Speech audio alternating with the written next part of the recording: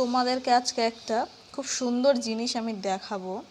জিনিসটা হচ্ছে আমরা এখানে কিন্তু দুটো 500 টাকার নোট দেখতে পাচ্ছি। নোট দুটো কিন্তু একই রকমই দেখতে পাচ্ছ, দুটো নোটই একই রকম দেখতে, কোনো কিছু কিন্তু চেঞ্জ নেই। তবে কি দেখাবো তোমাদেরকে, তো নোটটা একই রকম দেখতে, দেখো কোনো চেঞ্জ কিন্তু নেই। তারপরে এই সাইডেও কিন্তু দুটো নোট কিন্তু একই রকম দেখতে, কোনো কিছু আলাদা কিন্তু আমরা কিছু দেখতে পাচ্ছি না।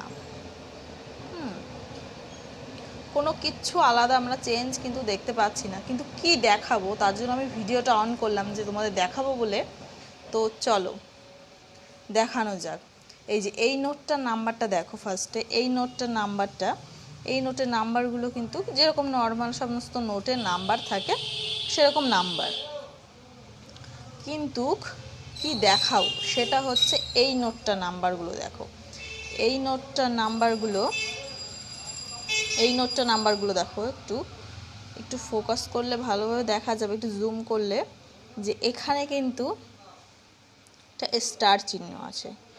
তোমরা দেখো একটু ভালোভাবে, এখানে একটা স্টার চিহ্ন দেখতে পাচ্ছি, কিন্তু ওই নোটটাতে কিন্তু স্টার চিহ্নটা নেই।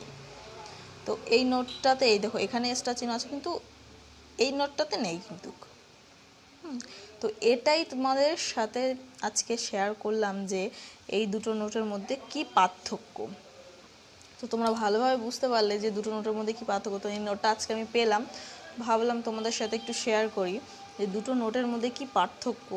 এই নোটগুলো কিন্তু একদমই পাওয়া যায় না আর কি, আমি কখনো দেখিনি আর কি, ভিডিওতে, অন্যের ভিডিওতে আমি দেখেছি, কিন্তু আমার হাতে আমি কোনোদিন পাইনি।